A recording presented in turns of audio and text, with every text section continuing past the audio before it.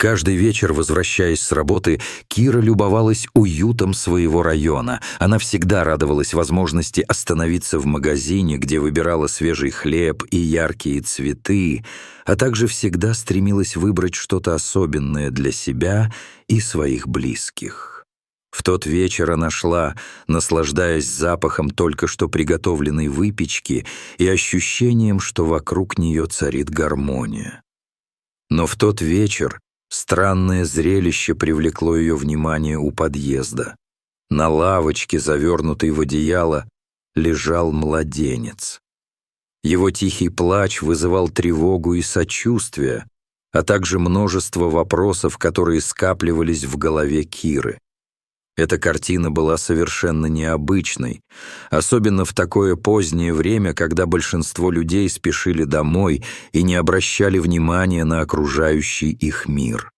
Она вспомнила, как много лет назад в университете, сидя за партой и мечтая о романтической жизни и истинной любви, наблюдала за окружающими, представляя, как однажды сама станет частью замечательной истории, наполненной светлыми моментами и радостью, о которой всегда мечтала. В тот день, когда в аудиторию вошел Алексей с растрепанными волосами и солнечной улыбкой, словно он сам был лучом света в этом скучном мире учебы, вдруг все стало на свои места. Его обаяние мгновенно привлекло внимание Киры, и она не могла отвести от него взгляд. Он стал тем самым человеком, который не только задумал ее мечты о любви, но и значительно перевернул ее жизнь. Они обменялись взглядами, и сердце Киры забилось быстрее. Это было то самое ощущение, о котором она всегда мечтала. В отличие от ее привычного окружения, Алексей выделялся своей натурой и непосредственностью, и этот момент стал началом ее мечты, которой она не знала даже в самых смелых фантазиях. Он стал той самой искрой, которая пробудила чувства, о которых она давно забыла. После лекции, с некоторым колебанием, Алексей, собравшись с духом, подошел к Кире. Несмотря на робость, они начали разговор, который вскоре стал легким и непринужденным, а прогулки по университетскому парку стали настоящим ритуалом, который дарил им невероятные моменты счастья и уверенности в будущем. Каждый день бесконечные разговоры о жизни и мечтах сближали их, открывая новые горизонты и заставляя обоих осознавать, насколько важны эти мгновения. Они делились своими целями и стремлениями, и каждый разговор наполнял их душу светом и теплом. Алексей рассказывал о своем непростом детстве, о том, как он вырос в детском доме и как каждая трудность закалила его, стал еще более стойким и уверенным в себе.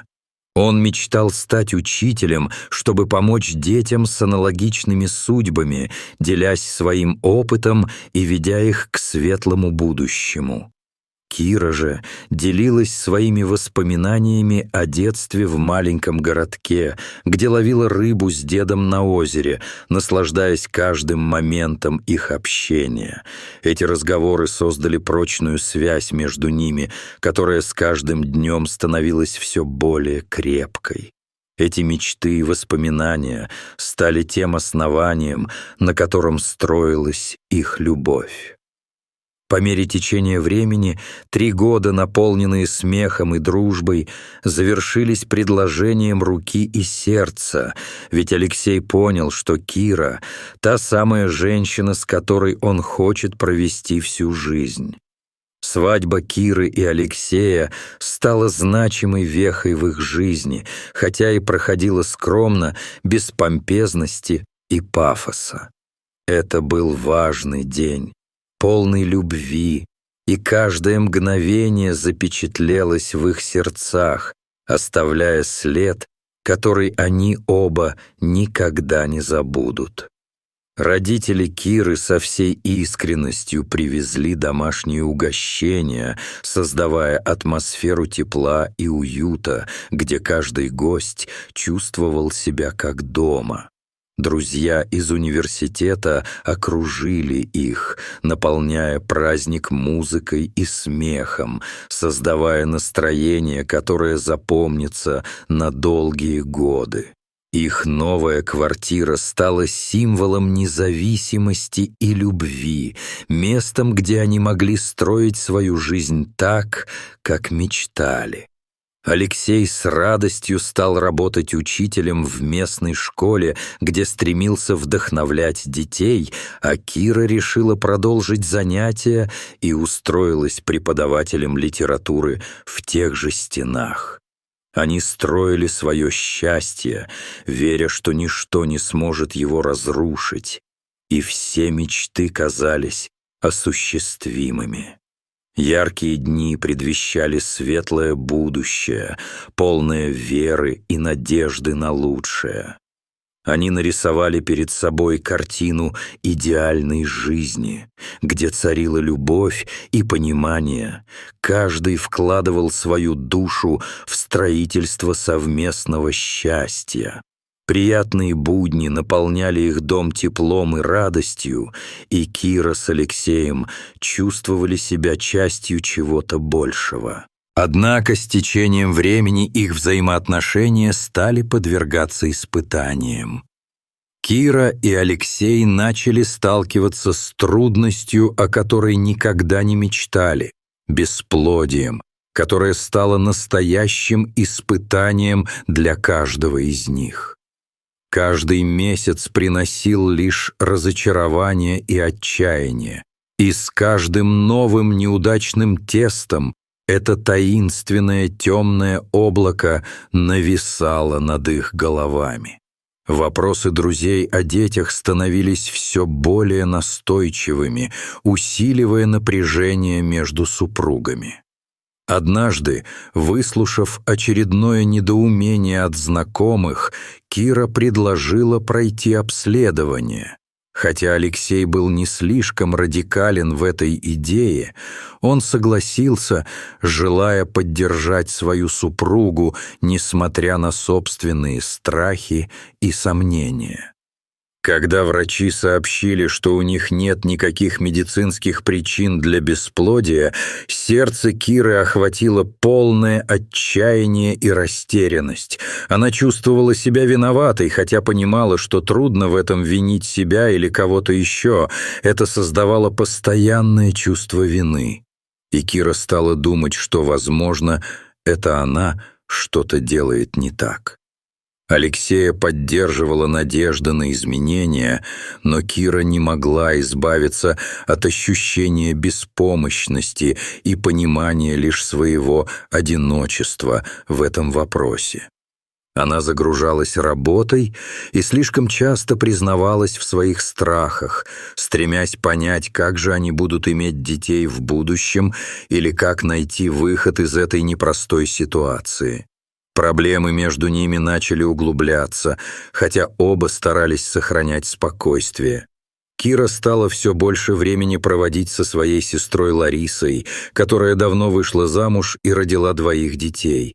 И каждый раз, когда она видела племянников, сердце Киры сжималось от горечи и тоски. После одного из таких визитов, когда Лариса вручила ей подарок для ребенка, Кира не удержалась и призналась Алексею, что не может подарить ему ребенка, и это было трудное признание. В тот момент ее голос дрожал от боли, и в глазах появилась слеза, ведь она осознавала, насколько это угнетает их обоих. Она знала, что для женщины быть матерью — это что-то святое, и ее собственное невезение гораздо сильнее угнетает ее.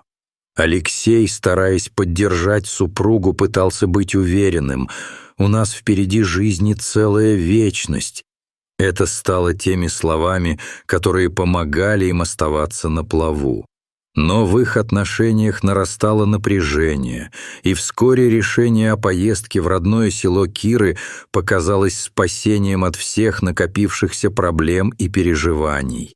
Кира мечтала, что это место поможет ей очистить свои сердца и восстановить баланс, ведь оно всегда дарило ей успокоение и вспомогательные силы.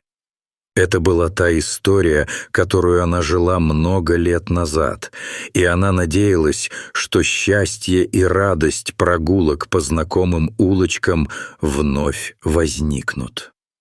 Поездка в родное село оказалась долгожданным освобождением для Киры, и она снова наслаждалась живописными видами осенних полей и лесов, которые были полны воспоминаний о детстве. Встреча с родителями согревала ее душу, и мама, вовлекая Киру в уютную атмосферу, накрыла стол с любимыми блюдами, которые возвращали ее в беззаботные дни, полные счастья и радости. Однако вскоре встреча с Анатолием, школьным другом и первой любовью, обернулась неожиданностью и подняла тяжелые воспоминания. Он подошел с легкостью и, вспоминая о прошедших годах, задал вопрос о ее муже, что оставило горький осадок и затянуло в ностальгию по прошлым временам. Для Киры это было трудным испытанием, ведь она поняла, что за прошедшие годы многое изменилось, и с этим изменением пришли ее внутренние страхи, которые она не могла просто так игнорировать. Смятение нарастало, и Кира решила, что надо поговорить с родителями. Однажды, тихо обсудив свои переживания о будущем, мама предложила ей, а может, усыновить ребенка? Но Алексей был полностью против, и этот конфликт только усиливал напряженность. Этот вопрос стал важной темой для Киры, ведь она не могла понять, как так возможно иметь ребенка, который требует столько любви и заботы, но при этом в ее отношениях все обостряется. В мыслях Кира могла обдумывать всякие варианты, но никак не находила ответов на главные вопросы своего сердца. Ее внутренний голос бил тревогу. Как сложить вместе эту новую жизнь с Алексеем и все свои амбиции и мечты о будущем? Возможно, они просто заблуждаются и не могут справиться с тяжестью, которая лежит на их плечах. Темные мысли продолжали терзать ее, когда она возвращалась к своим обычным обязанностям. Она чувствовала, как тень неопределенности нависает над ее домом, и это становилось все более тяжелым бременем. И вот, однажды вечером, прогуливаясь по парку, она увидела что-то очень странное на скамейке, что заставило ее остановиться и присмотреться. Подойдя ближе, она увидела маленькую темную фигурку, завернутую в одеяло. Сердце Киры забилось быстрее, и она поняла — это не просто ребенок, это крошечный человечек, нуждающийся в заботе и любви еще с момента своего появления на свет. Она не знала, как на это реагировать, но внутренний голос подсказывал ей, что она должна помочь и не оставить его в беде. У нее родились мысли, как этот малыш сможет изменить их жизнь, как он будет радоваться жизни и возвращать ей радость, которая угасла в последнее время. Алексей потребовал объяснений, когда узнал об этом, заявив, что это безумие держать чужого малыша у себя, и его слова резали как нож, ведь он тоже переживал всю эту боль. Но Кира казалась уверенной и настояла, чтобы он подождал до утра, чтобы увидеть все своими глазами, ведь этот крошечный человечек был ей так нужен. На следующий день все встало на свои места.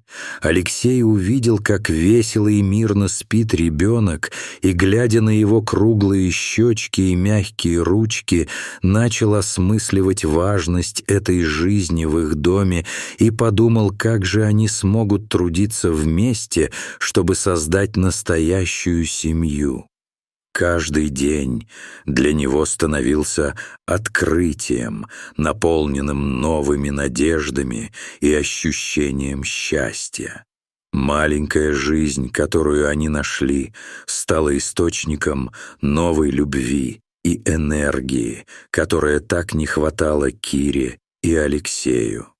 Но вскоре в их жизнь пришла горькая новость, словно предвестник еще большего горя, что давило на них тяжелым камнем. Лариса, сестра Киры, погибла в аварии, и шок от этого события затмило все радости.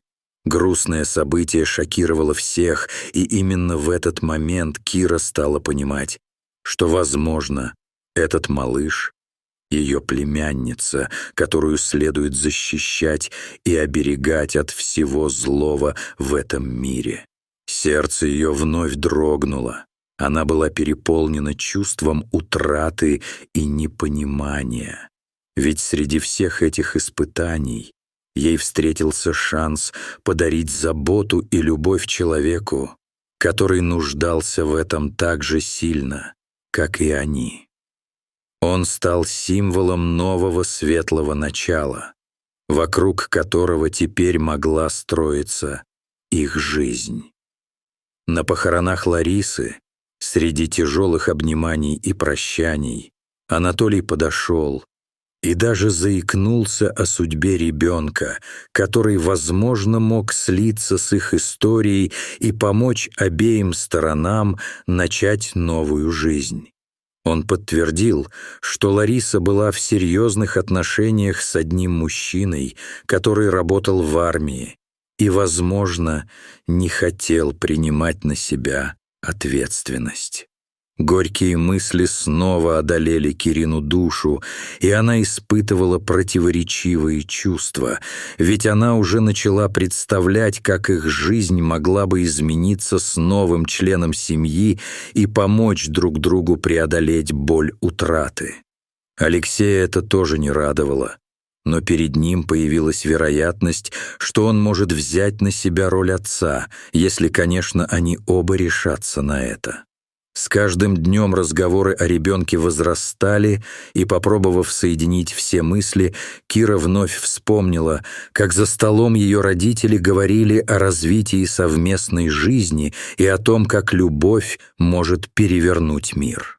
Глава их истории менялась на глазах, и они чувствовали, что должны что-то предпринять, чтобы изменить свои жизни в широкий путь. Вскоре мужчина, о котором говорила Лариса, вышел на связь, но он отнесся к этой ситуации крайне прохладно, отказался от ответственности, что давало супругам возможность забрать девочку к себе и стать настоящими родителями, теми, кто сможет окружить ее любовью и заботой. По мере размышлений отношения между Кирой и Алексеем стали набирать силу. Несмотря на все страдания предыдущих месяцев, когда в их доме звучал смех маленькой Сони, все вокруг начало преображаться. Вскоре даже стены квартиры начали чувствовать эту любовь и уют. Каждый день они пытались сделать что-то особенное, и это приносило им немалую радость, снова побуждая их к жизни. Они научились смеяться и радоваться простым вещам, прогулкам в парке, приготовлением пищи и вечерним посиделкам с книжками. Кира даже начала заговаривать о том, чтобы поиски второй девочки стали их общей целью, и этот вопрос стал той темой, которая стала объединять их. Соня, их веселая малышка, выглядела на удивление радугой счастья. С каждым днем ее взгляд прояснялся, а голос становился все более уверенным. В течение всего этого времени Кира удивлялась, насколько важно иметь поддержку и тех, кто тебя любит. Алексея она чувствовала крепче, чем когда-либо, ведь теперь они стали не только супругами, но и партнерами в настоящей борьбе за свою семью. Они понимали, что, несмотря на разочарование и сложные времена, их связь стала сильнее, и они готовы к новым свершениям в жизни, полным надеждой и ожиданием новых событий. Они понимали, что каждый новый день — это шанс построить свою сказку заново. И вскоре, поняв, как сильно они любят друг друга, несмотря на все испытания, они решили, что пора искать новую мечту и новые горизонты. Однажды, когда Кира почувствовала легкое недомогание, она сделала тест на беременность, и это событие стало настоящим вестником. Зависающая надежда наполнила ее сердце. Тест показал 2 яркие линии, указывая на то, что их жизнь изменится еще раз. Из взгляда Алексея Кира поняла, что теперь они оба хотят стать родителями еще раз. Это было долгожданное развитие их истории, которая теперь могла наполняться добром и любовью, постигнутыми через переживания. Рождение Маши сделало их семью более полноценной и счастливой, обратить заклинание недовольства и отчаяния в счастье. Очаровательная девочка с округлыми щечками и темными глазами стала центром их мира и начала представлять собой символ надежды и новых возможностей. А Вадим, их веселый малый, смотрел на свою сестричку с нежностью и заботой, открывая новую грань любви и открывая новые горизонты взаимопонимания и радости в их общей жизни. Каждый день они пытались сделать что-то особенное в рамках обычных будней, и это приносило им немалую радость. Прошло время, и со временем Кира осознала, что прощение делает их любовь сильнее, чем органы страдания, и с каждым днем она все больше ощущала, как их отношения превращаются в нечто идеальное. Вместе они начали делать совместные шаги, проводили вместе выходные, изучали новые увлечения, играли, учились и поддерживали друг друга в трудные моменты, доказывая, что могут справиться с любой ситуацией. Их совместные мечты, обогащенные травмами, делали их дорогу к идеальному будущему более ясной. Они могли попробовать делать это вместе, без страха и сомнения, с каждым днем находя больше поводов для радости и счастья.